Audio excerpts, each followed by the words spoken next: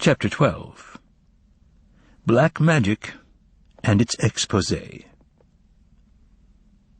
A little man with a pear-shaped, raspberry-colored nose, wearing checked trousers, patent leather shoes, and a yellow bowler hat full of holes, rode out onto the stage of the Variety Theatre on an ordinary two-wheeled bicycle.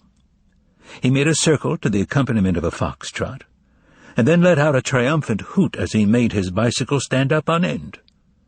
While riding on just the back wheel, the man turned upside down and managed at the same time to unscrew the front wheel and send it off stage. He then continued his ride on the one wheel, pedaling with his hands. Next appeared a buxom blonde in tights and a short skirt speckled with silver stars, who circled around on a unicycle perched on top of a long metal pole. As they passed each other, the man shouted out greetings and tipped his hat to her with his foot. The last to come out was a child of about 8, with an old man's face, who darted in between the two adults on a tiny two-wheeler outfitted with a huge automobile horn. After making several loops, the entire company pedaled up to the very edge of the stage to the accompaniment of an anxious drum roll from the orchestra. The spectators seated in the front rows gasped and pulled back in their seats, for it seemed as if all 3 performers were about to come crashing down into the orchestra with their cycles. But the bicycles stopped short, just as their front wheels threatened to skid off into the orchestra pit and onto the musicians' heads. With a loud cry of "Whoop!" the cyclists jumped off their bikes and bowed, and the blonde threw kisses to the audience, while the child made a funny noise on his horn. The theatre shook with applause, and the pale blue curtain drew together from both sides, hiding the cyclists from view. The green lights of the exit signs went out, and in the web of the trapezes under the dome, the white globes of the house lights began to blaze like the sun. It was the intermission, before the final part of the program. The only person to have no interest whatsoever in the wonders of the Julie family's cycling technique was Grigory Danilovich Rimsky. He was sitting all alone in his office, biting his thin lips, and his face kept twitching convulsively. Likhodeyev's strange disappearance was now compounded by the utterly unforeseen disappearance of the manager Varanucha. Rimsky knew where he had gone, but he had gone there and not come back. Rimsky hunched his shoulders and whispered to himself, "But why?" And what is odd is that it would have been simpler than anything for a man as businesslike as the financial director to call the place where Varanucha had gone and find out what had happened to him. However, 10 o'clock was approaching, and he still couldn't bring himself to do it. At 10, Rimsky took himself firmly in hand and picked up the receiver, only then to discover that his phone was dead. The messenger boy reported that the other phones in the building were also out of order. This admittedly unpleasant but hardly supernatural occurrence completely unnerved the financial director, and yet delighted him as well. He wouldn't have to make the call. Just as the red light signaling the start of intermission began to flicker above the financial director's head, the messenger boy came in and announced that the foreign artiste had arrived. For some reason, this made the financial director wince with pain. Turning darker than a storm cloud, he headed backstage to receive the guest artiste, there being no one left but him to do so. Those who were curious were using various pretexts to peer into the large dressing room off the corridor, where the bells signaling the end of intermission were already ringing. Among them were conjurers in bright robes and turbans, a roller skater in a white knitted jacket, a storyteller whose face was pale with powder, and a makeup man. The visiting celebrity astounded everyone with his unusually long and splendidly cut tailcoat, and by the fact that he was wearing a black eye mask. But even more amazing were the black magician's 2 companions, a tall fellow in checks with a broken pince-nez and a fat black cat, who walked into the dressing room on his hind paws and then proceeded to make himself comfortable on the couch, squinting at the naked bulbs on the makeup mirror. Trying to put a smile on his face which only made it look sour and mean, Rimsky bowed to the silent magician who was sitting on the couch next to the cat. No one shook hands, but the overly familiar fellow in checks introduced himself as their assistant. This surprised the financial director, and unpleasantly so, since there had been absolutely nothing in the contract about any assistant. Dryly and very tensely, Grigory Danilovich asked the fellow in checks, who had fallen on him out of the blue, where the artiste's equipment was. "Why, our most precious director, our diamond from heaven, how quaint you are," answered the magician's assistant in a quavering voice. "Our equipment is always with us. Here it is. 1, 2, 3. He then wiggled his gnarled fingers in front of Rimsky's eyes and suddenly pulled out Rimsky's gold watch and chain from behind the cat's ear. Up until now it had been in the financial director's vest pocket, underneath his buttoned jacket, with its chain looped through the buttonhole. Rimsky grabbed his stomach involuntarily. The onlookers gasped, and the makeup man, who was peering in through the door, clucked approvingly. "Could this be your watch? Please take it," said the fellow in checks, smiling in an overly familiar way as he handed the flustered Rimsky his property on a grubby palm. "You wouldn't want to get on a streetcar with the likes of him," whispered the storyteller gaily to the makeup man. But then the cat pulled a trick that was even more skillful than the one with Rimsky's watch. Suddenly rising from the couch, he walked on his hind paws to the table under the mirror, pulled the stopper out of the carafe, poured some vodka into a glass, drank it, put the stopper back in place, and then wiped his whiskers off with a makeup rag. This time no one even gasped. Mouths simply opened wide, and the makeup man whispered ecstatically, "Now that's first class." At this point, the third bell rang, and everyone, keyed up and anticipating an exciting act, rushed out of the dressing room. A minute later, the lights dimmed in the auditorium, and the footlights came on, casting a reddish glow on the bottom of the curtain. A stout fellow, clean-shaven and cheerful as a baby, wearing rumpled tails and soiled linen, appeared through the brightly lit opening in the curtain and stood before the audience. This was the master of ceremonies, Georgy Biengalski, well known to all of Moscow. "And so, citizens," began Biengalski, smiling a baby-like grin, "now I would like to present—" Here he interrupted himself and began speaking in a different tone. "I see that our audience has increased for the third part of the program. Half the city is here with us today. Just recently, I met a friend and said to him, 'Why don't you come and see us?' Yesterday, half the city was here, and he says, 'But I live in the other half.'" Biengalski paused, expecting a burst of laughter.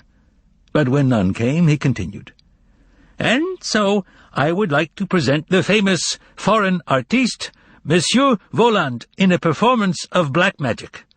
Of course, you and I know," here Biengalski smiled a knowing smile, "that there is no such thing in the world as black magic, and it is nothing other than superstition, and that Maestro Voland is simply a master of conjuring technique, a fact which will become obvious in the most interesting part of his performance, that is, when he reveals the secrets behind his technical skill. And so, since we all applaud both expertise and its exposé, let us welcome Mr. Voland." After delivering this whole spiel, Biengalski pressed his palms together and waved them in welcoming fashion at the opening in the curtain, whereupon it drew apart with a soft rustle. The entrance of the magician, with his tall assistant and his cat, who came out on stage on his hind paws, made a big hit with the audience.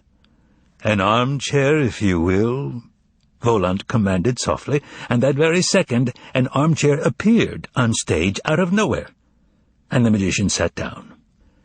"Tell me, dear Fagot," inquired Voland of the buffoon in checks, who obviously had another name besides Korovyov, "have the Muscovites changed, in your opinion, in any significant way?" The magician looked out over the hushed audience, which was still stunned by the chair's sudden appearance out of thin air. "Indeed they have, monsieur," was Fagot Korovyov's soft reply. You are right. They have changed a great deal. On the outside, I mean, as has the city, by the way. Apart from the obvious changes in dress, there are now these, what are they called? Streetcars, automobiles, buses, Fagot chimed in respectfully. The audience listened attentively to this conversation, thinking it was the prelude to the magic tricks. In the crowd of performers and stagehands backstage, Rimsky's pale, tense face could be seen. Biengalski, who had moved to the side of the stage, began to look bewildered. He raised his eyebrows slightly, and, taking advantage of the pause, said, "The foreign artiste is expressing his delight with Moscow, which has advanced technologically, and with its inhabitants as well." Here Biengalski smiled twice, first at the orchestra, and then at the gallery. Voland, Fagot, and the cat turned their heads toward the master of ceremonies. "Did I really express delight?" the magician asked Fagot. "No, indeed, monsieur, you expressed no delight whatsoever," was Fagot's reply. "So, what is this man talking about?" "He simply lied," pronounced the assistant in Czechs, booming out his words to the entire theater, and turning to Biengalski, he added, "My compliments, citizen, on your lies." Laughter broke out in the gallery, and Biengalski shuddered, his eyes bulging. "But I, of course, am not so much interested in buses, telephones, and such—" "Apparatus," prompted the fellow in Czechs. "Exactly so. Thank you," said the magician slowly in a deep bass. "A much more important question is, have the Muscovites changed on the inside?" "Indeed, sir, that is a most important question." Backstage, people began exchanging looks and shrugging their shoulders. Biengalski stood red-faced and Rimsky was pale. But at this point, the magician seemed to sense the growing alarm and said, "However, we've gotten carried away, dear Fagot, and the audience is beginning to get bored. Show us something simple, for starters." The audience stirred with relief. Fagot and the cat walked along the footlights to opposite ends of the stage. Fagot snapped his fingers and shouted cavalierly, 3, 4... He then pulled a deck of cards out of thin air, shuffled it, and tossed it like a ribbon to the cat. The latter caught the ribbon of cards and threw it back. The satin snake gave a snort, Fagot opened his mouth wide like a fledgling, and swallowed all of it, card after card. After that, the cat made a bow, shuffled his right hind paw, and received thunderous applause. "First class! First class!" people cried rapturously from backstage. Fagot pointed his finger at the orchestra section and announced, "The deck of cards is now, my esteemed citizens, in row 7 in Citizen Parchevsky's possession, that is, lodged just in between a 3-ruble note and a summons to appear in court for non-payment of alimony to Citizeness Zelkova." People in the orchestra began to stir and rise from their seats. And finally, a man whose name was, in fact, Parchevsky, and who had turned red with astonishment, retrieved the deck of cards from his wallet and, not knowing what else to do with it, began poking it in the air. "Keep it as a souvenir," yelled Fagot. "You weren't kidding yesterday when you said at supper that if it weren't for poker, your life in Moscow would be totally unbearable." "That's an old trick," shouted someone from the balcony. "The guy in the orchestra is part of the act." "You think so?" bellowed Fagot, narrowing his eyes at the balcony. "In that case, you're part of the act, too, because now the deck is in your pocket." There was a stir in the balcony, and a joyous voice rang out, "It's true! He does have it! Here, but wait! They're 10-ruble notes!" The spectators in the orchestra turned their heads. In the balcony, a perplexed citizen had found a packet of bills in his pocket, wrapped the way they are at the bank, with the words 1,000 rubles written on top. His neighbors descended upon him, while he, flabbergasted, picked at the wrapper with his nail, trying to ascertain whether the notes were real or make-believe. "By God, they're real! 10-ruble notes!" came joyous shouts from the balcony. "Play me a game with a pack like that," said a fat man merrily, who was seated in the center of the orchestra. "Avec plaisir," replied Fagot. "But why just you? Everyone will take part."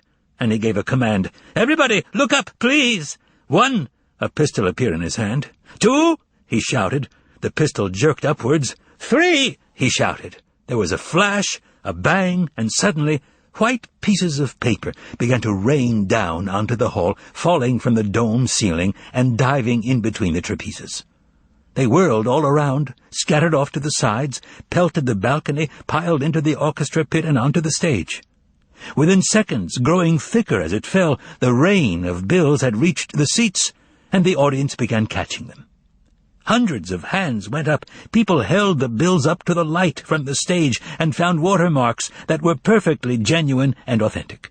The smell of the bills also left no room for doubt. It was the incomparably delectable smell of newly minted money. First merriment and then astonishment swept the theater. It was all abuzz with the words, 10-ruble notes, 10-ruble notes. And happy laughter was heard, and shouts of, "Ah! Ah!" Some people were already crawling in the aisles, looking under the seats, and many were standing on top of their seats, trying to catch the capriciously twirling bills. The faces of the policemen began to look more and more bewildered, and performers piled out from backstage. In the dress circle a voice was heard saying, "What's that you're grabbing? That's mine. It was coming toward me." Another voice yelled, "Don't push me or I'll push you back." And suddenly a slap was heard, whereupon a policeman's helmet appeared in the dress circle and someone was taken away. The general excitement grew in intensity, and no one knows how it all would have ended if Fagot had not put a stop to the shower of rubles by suddenly blowing into the air.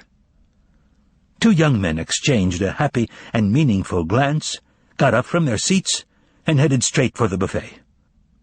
The theater was abuzz, and all eyes gleamed with excitement. Yes, who knows how it all would have ended if Biengalski had not summoned up the strength to do something. Making an effort to regain his composure, he rubbed his hands together in his customary way, and his voice resonated loudly. "Citizens, we have just witnessed an example of so-called mass hypnosis, a purely scientific experiment designed to prove beyond a doubt that there are no miracles and that magic does not exist. Let's ask Maestro Voland to show us how the experiment was done. Now, citizens, you shall see how these paper bills that seem to be money will disappear as suddenly as they appeared." Here he began to clap, but no one joined in. As he clapped, a confident smile played on his face, but that same confidence was not reflected in his eyes. They, on the contrary, were full of entreaty. The audience did not like Biengalski's speech. A total silence ensued, which was then broken by the checked Fagot. "Yet another example of what we call balderdash," he announced in a loud, braying tenor. "The paper bills, citizens, are real money." "Bravo!" a bass bellowed out from somewhere on high. "And by the way," said Fagot, pointing at Biengalski, "this fellow is getting to be a bore. He keeps butting in when nobody asks him to, and spoiling the performance with his bogus comments. What should we do with him?" "Tear off his head," came a stern voice from the balcony. "What did you say? What was that?" said Fagot, responding to the ugly suggestion. "Tear off his head? Now, that's an idea. Behemoth!" he screamed to the cat. "Do it! 1, 2, 3! Then an incredible thing happened. The cat's black fur stood on end, and he let out a spine-tingling meow. Then he shrunk into a ball and, like a panther, lunged straight at Biengalski's chest, and from there leaped onto his head. With a low growl, the cat stuck his chubby paws into the MC's greasy hair, and, with a savage howl, tore the head off its thick neck in 2 twists. The 2,500 people in the theater screamed in unison. Fountains of blood spurted from the severed arteries in the neck and poured down the MC's shirt front and tailcoat. The headless body's legs buckled absurdly, and it plopped onto the floor. The hysterical screams of women were heard. The cat handed the head to Fagot, who lifted it up by the hair and showed it to the audience. And the head cried out desperately to the whole theatre, "Get a doctor!" "Are you going to keep on talking rubbish?" Fagot inquired of the weeping head in threatening tones. "I won't any more," rasped the head. "Stop torturing him, for God's sake!" shouted a woman in the loge. The magician turned in her direction. "So, ladies and gentlemen, should we forgive him?" asked Fagot, addressing the audience. "Yes, forgive him, shouted individual and, for the most part, female voices, which then joined with male voices to form a single chorus. "What is your command, monsieur?" asked Fagot of the man in the mask. "Well," the latter replied pensively, "they are like people anywhere. They love money, but that has always been true. People love money, no matter what it is made of, leather, paper, bronze, or gold. And they are thoughtless. But then again, sometimes mercy enters their hearts. They are ordinary people. On the whole, they remind me of their predecessors. Only the housing shortage has had a bad effect on them." And in a loud voice he commanded, "Put his head back on." Taking care to make sure it was on right, the cat plopped the head back in place, and it sat on the neck as if it had never left. And most important, not even a scar was left on the neck. The cat swept his paws over Biangalski's shirt front and tailcoat, and the bloodstains vanished. Fagot lifted the seated Biangalski to his feet, stuck a packet of 10-ruble bills into his coat pocket, and directed him off stage with the words, "Get lost. It's more fun without you." Swaying and looking around in a daze, the MC made it only as far as the fire extinguisher, and there he got sick. He cried in woe, "My head! My head!" Rimsky was among those who rushed over to him. The MC cried, grabbed at the air with his hands, and mumbled, "Give me back my head! Give me back my head! Take my apartment! Take my pictures! Only give me back my head!" A messenger ran for a doctor.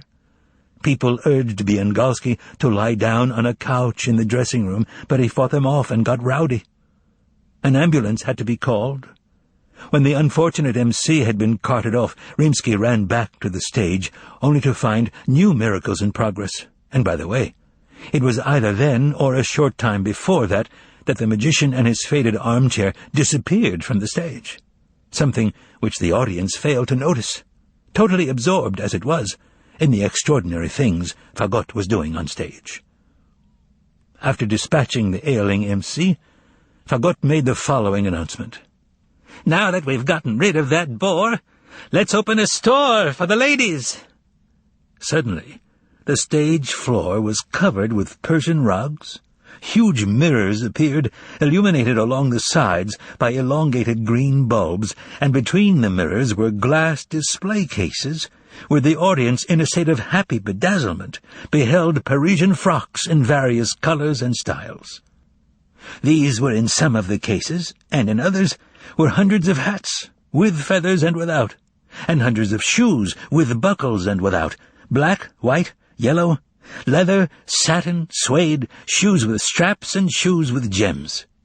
Containers of perfume appeared among the shoes, as well as mountains of chamois, satin, and silk handbags, with piles of elongated, embossed gold lipstick cases scattered in between them.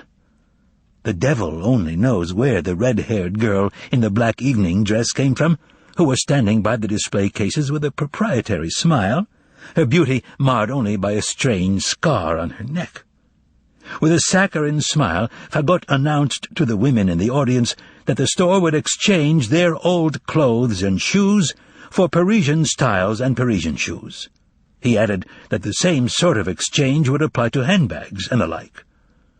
The cat scraped his hind paw and, simultaneously, gestured with his front paw the way doormen do upon opening the door. Sweetly, albeit with a touch of throatiness, the redhead began to recite words which were baffling but seductive, judging by the women's faces in the orchestra. Guerlain, Chanel No. 5, Mitsuko, narcisse noir, evening gowns, cocktail dresses. Fagot twisted and squirmed, the cat bowed, and the girl opened the glass cases. "Be our guests," bellowed Fagot. "No need to be shy or stand on ceremony." The audience was excited, but no one as yet made any move to go up on stage.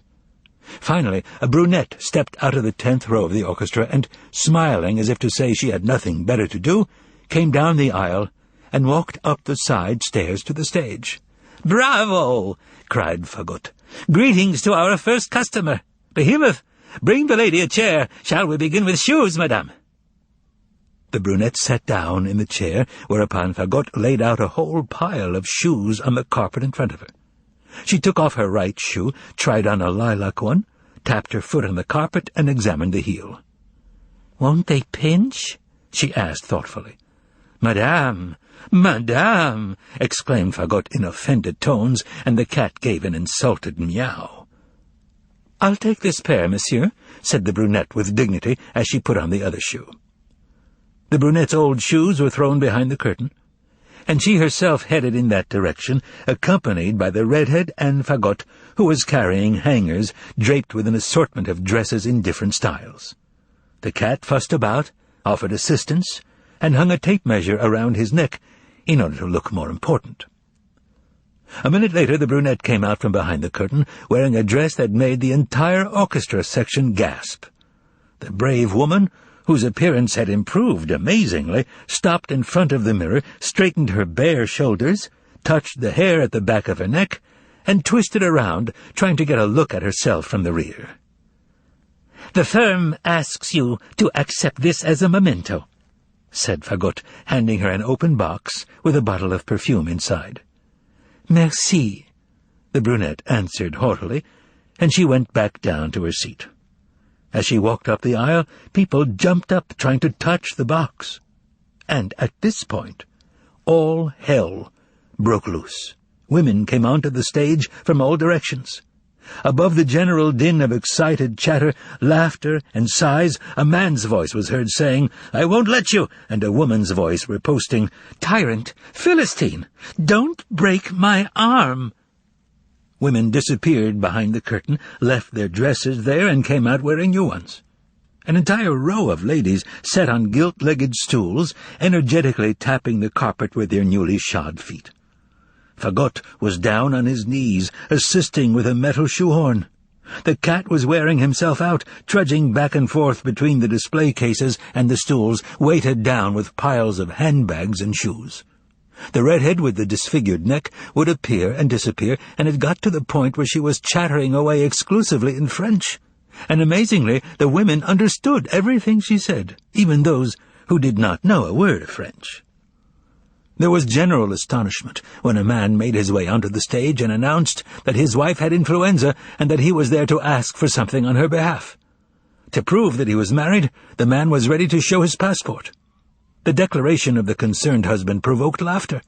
Fagot yelled that he believed him completely even without a passport, and handed him 2 pairs of silk stockings.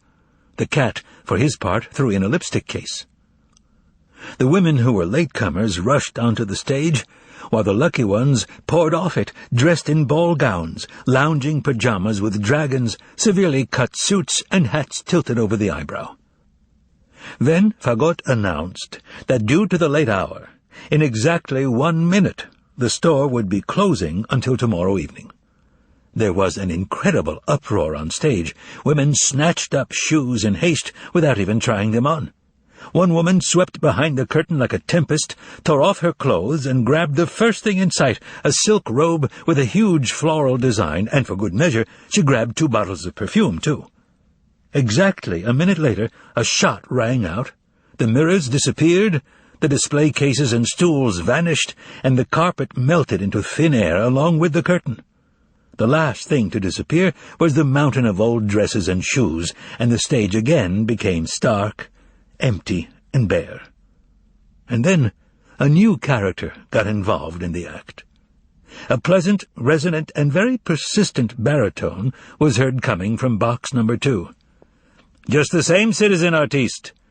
It would be much appreciated if you would reveal to the audience the techniques you use in your magic, especially the trick with the paper bills. The return of the MC to the stage would also be appreciated. The audience is worried about his fate." The baritone belonged to none other than Arkady Apollonovich Sempleyarov, a guest of honor at that evening's performance, and the chairman of the Acoustics Commission for Moscow theaters. Arkady Apollonovich was seated in a box with two ladies, one older, expensively and stylishly dressed, and the other young, pretty, and dressed more simply.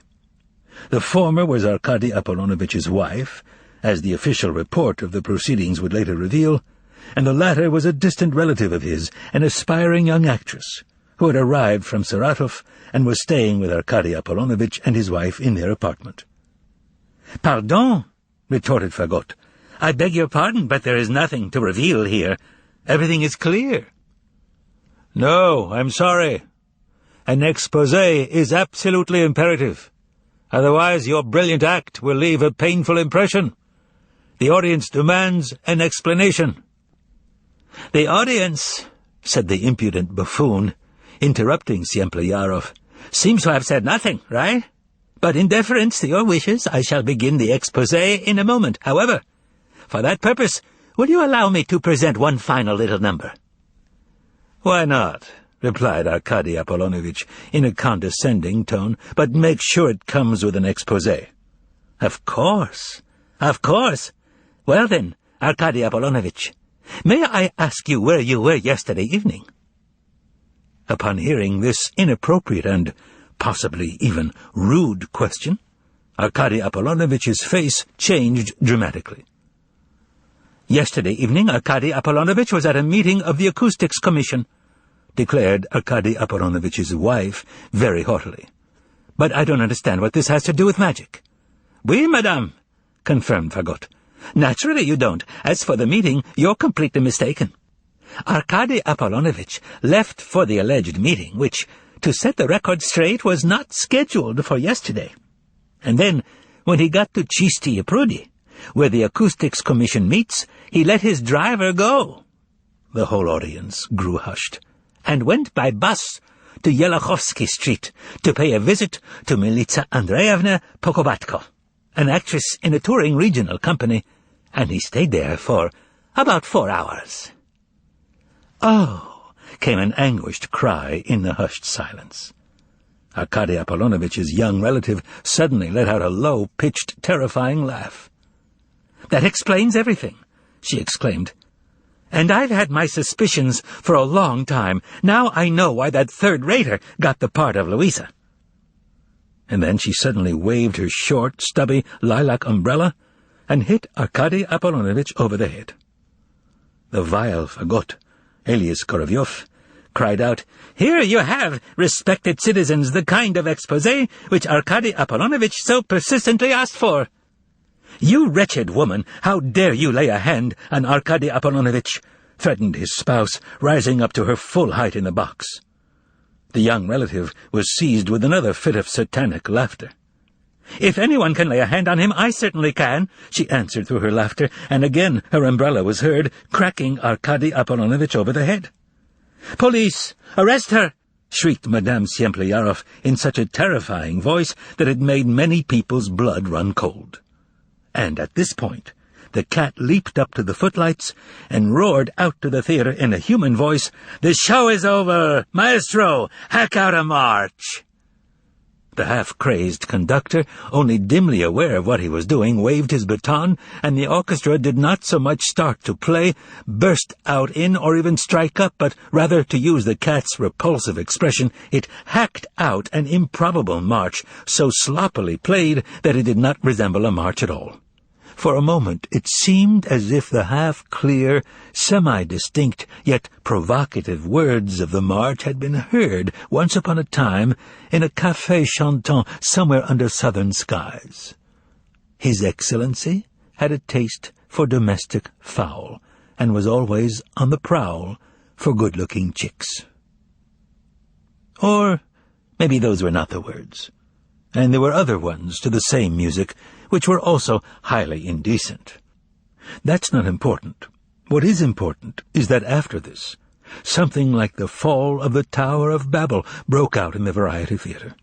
The police rushed to the Sempliarov's box, curiosity-seekers climbed onto the railing, hellish bursts of laughter and mad shrieks were heard, which were drowned out by the golden crash of cymbals coming from the orchestra pit.